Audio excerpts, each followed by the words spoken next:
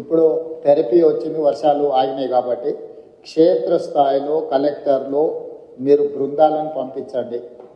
Field విజిట్లు చేసి అక్కడ ఉన్న క్షేత్రస్థాయి పరిస్థితులను, అక్కడ జరిగిన నష్టాన్ని, ముఖ్యంగా మనుషుల నష్టము, పశు సంపద నష్టము, పంట నష్టము, తర్వాత ఇన్ఫ్రాస్ట్రక్చర్ డ్యామేజ్, అదే పంచాయతీరాజ్ కావచ్చు, ఆర్ఎండ్బి కావచ్చు, ఎంఏయుడి కావచ్చు, or any other departments, even schools కానీ, ఎలక్ట్రిసిటీ డిపార్ట్మెంట్, ఎనర్జీ డిపార్ట్మెంట్ వాళ్ళే కానీ, కొన్ని దగ్గర అంగన్వాడీలు కానీ, ఇట్లా గవర్నమెంట్ కూడా కొన్ని శిథిలావస్థకు వచ్చిన భవనాలు కానీ, వీటన్నిటిని క్షేత్రస్థాయిలో మీ జిల్లాలలో మీరు నివేదికలు తెప్పించుకోండి.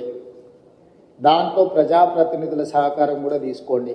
నా సూచన ప్రజాప్రతినిధులకు కూడా చాలా అంశాలు మీ దృష్టిలో ఉంటాయి, ప్రజలు కూడా మీ దగ్గరికి తీసుకొస్తుంటారు, ఎమ్మెల్యేలకు, ఎంపీల దగ్గరికి.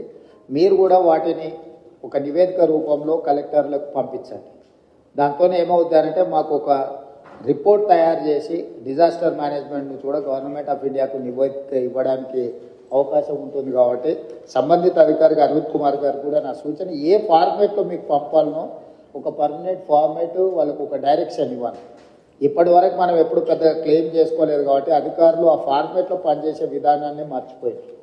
ఇప్పుడు ఖచ్చితంగా మనం ఆ ఫార్మేట్లో నష్టాన్ని అంచనా వేసి కేంద్ర ప్రభుత్వానికి పంపించాల్సిన అవసరం ఉన్నది. కాబట్టి మీరు అధికారులందరితో ఇప్పుడు ఆల్మోస్ట్ 16 జిల్లాలలో, ఇక్కడ 7 జిల్లా కలెక్టర్లు మాత్రమే ఉన్నారు, కానీ 12 జిల్లాలలో సివియర్ డ్యామేజ్ ఉన్నది. నాగర్ కర్నూలు, అటువైపు ఎంత మహబూబ్నగర్ జిల్లాలో కానీ, ఇటు కృష్ణా గోదావరి నదుల మీద రెండింటి దగ్గర ఉంది.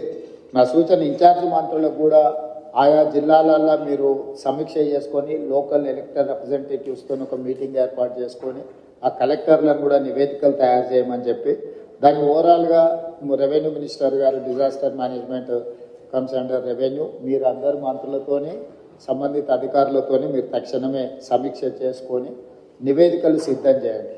ఎందుకంటే మనము రాష్ట్ర ప్రభుత్వం నుంచి నిధులు ఖర్చు పెట్టడమే కాకుండా కేంద్ర ప్రభుత్వం నుంచి రాబట్టుకోవాల్సిన నిధులను కూడా మనం రాబట్టుకోవాలి. మనం ఆ విషయంలో గతంలో కొంత నిర్లక్ష్యము, కొంత వెనుకబాటుతనం ఉన్నది. ఇక ముందు అలాంటి నిర్లక్ష్యం కానీ, అలా కేంద్ర ప్రభుత్వం నుంచి రావాల్సిన నిధులను తెచ్చుకోవడంలో కానీ అలసత్వం ప్రదర్శించడానికి వీల్లేదు. అలా ఎవరైనా అధికారులు వ్యవహరిస్తే అధికారుల మీద కూడా చర్యలు తీసుకోవడానికి ప్రభుత్వం వెనకాడదు.